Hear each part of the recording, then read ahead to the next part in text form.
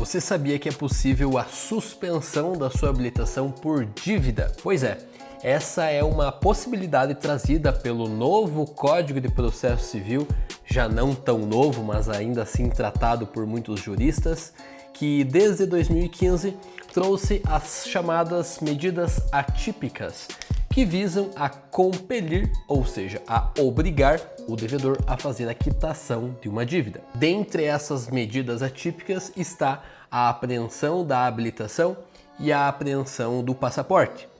Desde 2015, várias decisões vêm sendo prolatadas em diversos tribunais pelo Brasil. Mas a grande questão é: será que essa decisão que suspende a habilitação ou o passaporte é legal, legítima e constitucional? O STF recentemente se debruçou sobre o tema e prolatou uma decisão com efeito vinculante, ou seja, tudo que for decidido daqui por diante deve seguir o que foi definido pela ADI do STF. No dia de hoje nós vamos desvendar a ADI número 5.941 do STF, que determinou quais são os limites para essas apreensões, bem como quais são os casos em que podem ser aplicados e quando não podem. Eu me chamo Rodrigo Guerin, sou advogado de trânsito há mais de 7 anos e ajudo motoristas a cancelarem autos de infração irregulares, processos de suspensão e cassação ilegais, bem como ajudo motoristas que se envolvem em acidentes de trânsito. Bem, e para entender o porquê que essa suspensão começou a ser aplicada pelo judiciário, a gente precisa voltar um pouquinho no tempo. Até 2015, as formas que visavam a obrigar um devedor à quitação de uma dívida iam desde penhora de bens, valores e também restrição de CPF e crédito junto às instituições bancárias e de proteção ao crédito.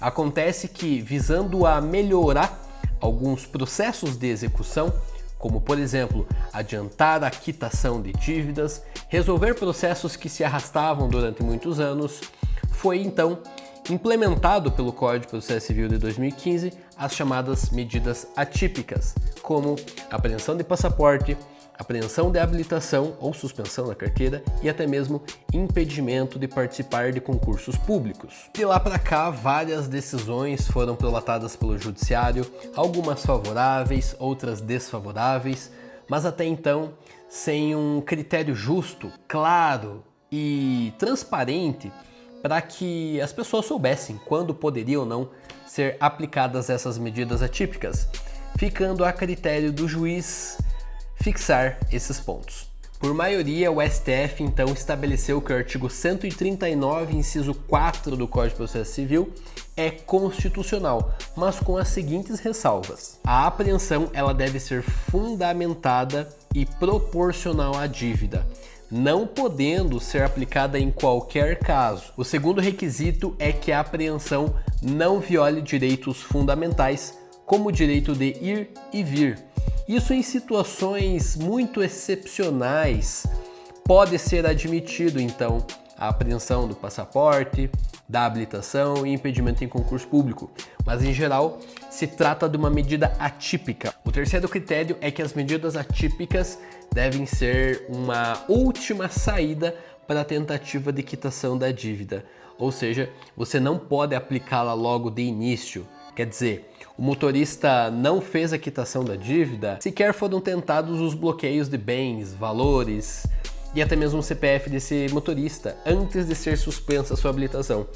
Então, nesse caso, você estaria punindo sobremaneira, impedindo esse motorista de dirigir, de se deslocar ao trabalho, enfim, e imputando um ônus excessivo. E o quarto critério, que certamente vai interessar você, motorista profissional, é o seguinte: se se tratar de motorista que depende da habilitação para trabalhar, então a apreensão da habilitação ela não pode ser aplicada. Isso porque, veja, o motorista já está com dificuldades em fazer a quitação da dívida e aí você vai impedi-lo ainda de trabalhar e de conseguir o seu sustento, sendo justamente essa a forma que ele conseguiria quitar a sua dívida. Então é uma questão racional mesmo e lógica o fato de você não poder punir com a apreensão o motorista profissional. E é claro que para fundamentar essa decisão, o STF precisa justificar isso em princípios constitucionais, como por exemplo o princípio da proporcionalidade, que diz que você não pode aplicar uma medida muito severa para conseguir a satisfação de um outro direito. Seria como você dar um tiro de bazuca para matar uma mosca. O segundo fundamento seria o princípio da razoabilidade. Então toda decisão deve ser justa e sensata, de modo que você não deve se utilizar do poder judiciário para conseguir ganhos que não sejam razoáveis, que sejam excedentes daquilo que você de fato busca alcançar. Os direitos, eles são equivalentes entre si, mas eventualmente quando um direito se sobrepõe ao outro, você deve então fazer essa adequação. Outro direito, outro princípio seria justamente o direito de ir e vir, em que você não está necessariamente abarcado por um direito que é totalmente blindado, que não pode ser violado. Ele pode, inclusive, diante disso é que as pessoas podem ser presas. Mas a questão é, você não pode impedir uma pessoa de se deslocar por conta de uma dívida sem antes ter tentado outros meios. Mais uma vez, esses princípios eles se correlacionam, eles estão interligados. Então, quando você tenta utilizar de um direito que você tem, que é a de quitação de dívida, através da supressão de um outro direito, você deve fazer essa compensação de forma justa. Na prática, algumas questões devem ser analisadas para que você avalie se no seu caso a habilitação pode ou não ser apreendida. Vamos a um exemplo hipotético aqui. Imagina, você tem uma dívida de valor pequeno, você ainda não teve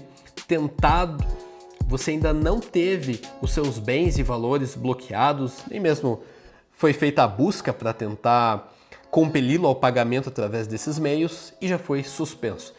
Nesse caso, você pode fazer um requerimento para desbloqueio da sua habilitação, tendo em vista que a medida ela é irrazoável, ela é excedente, ela é desproporcional. Tá certo? Agora, uma situação diferente seria no caso de uma pessoa que tem uma dívida de alto valor, que está se recusando a fazer o pagamento da dívida, que se sabe que tem muitos bens, que tem como fazer a quitação daquela dívida, mas de alguma forma consegue ocultar esses bens, colocando em nome de terceiros, em nome da empresa, enfim, fazendo uma blindagem. Nesse caso, então, a suspensão da habilitação é uma forma de compelir esse motorista, esse devedor, a fazer a quitação, uma vez que já foram tentados outros meios e, ao que tudo indica, essa solução poderá surtir efeito. Se você foi punido com uma suspensão, com uma apreensão da habilitação que você não concorda, que você entende sendo injusta, ou que você até tem como provar que você precisa da habilitação diariamente, que a medida que foi aplicada para você ela é desproporcional, saiba que você tem direito de recorrer à justiça e manifestar o seu direito, devendo juntar todas as provas, todos os elementos que visem a corroborar a sua tese. Ou seja, em outras palavras, você precisa comprovar que você está sendo vítima de uma injustiça. É claro, se você tem uma dívida, você deve sim pagar, mas dentro do rigor legal, dentro dos trâmites processuais. Isso não sou eu quem deve analisar se é cabível ou não, mas sim ao judiciário. O que o advogado faz é a adequação do que está previsto em lei, do que está sendo entendido na justiça e comprovar isso de acordo com o caso concreto do motorista.